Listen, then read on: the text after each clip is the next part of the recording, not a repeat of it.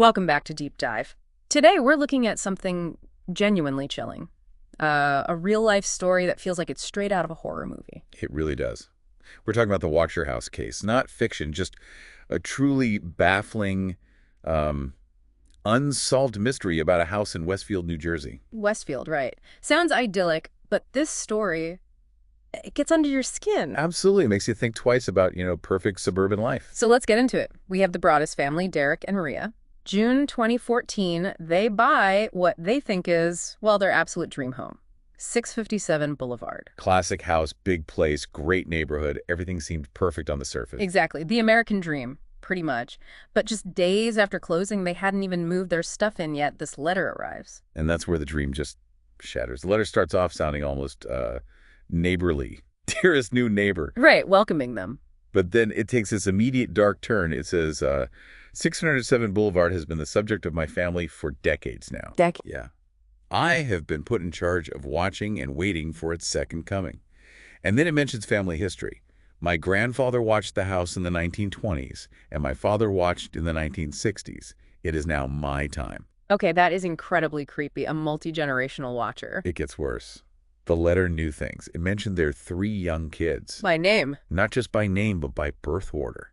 Information they hadn't, put out there publicly. How is that even possible? That's terrifying. Imagine reading that and then this question, this absolute bone-chilling question.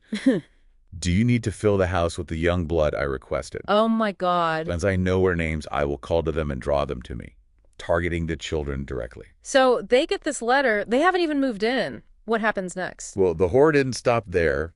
More letters started arriving over the next few weeks. Oh no. And each one got progressively more threatening, more invasive. Like what?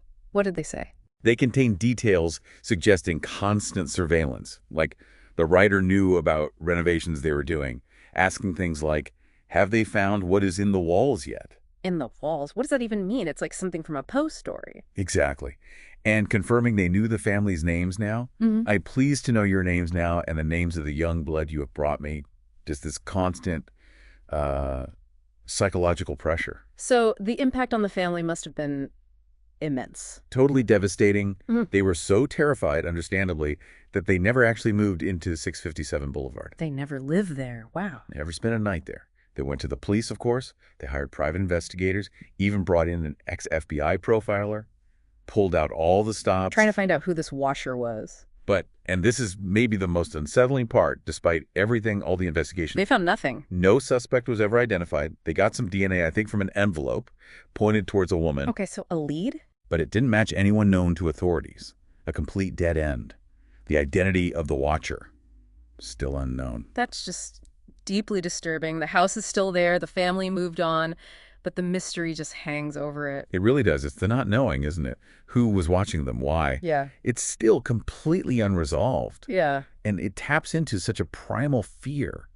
The idea of being watched in your own home, your safest space.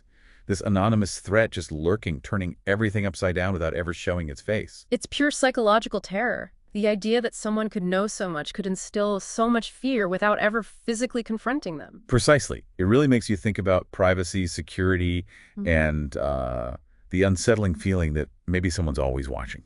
A truly chilling thought to end on. That the scariest things aren't always monsters under the bed, but maybe just a letter in the mailbox. And we still don't know who sent it. Still a complete mystery. If this dive into the Watcher House has you hooked, make sure you subscribe. We'll be back with more deep dives into the strange, the mysterious, and the utterly fascinating.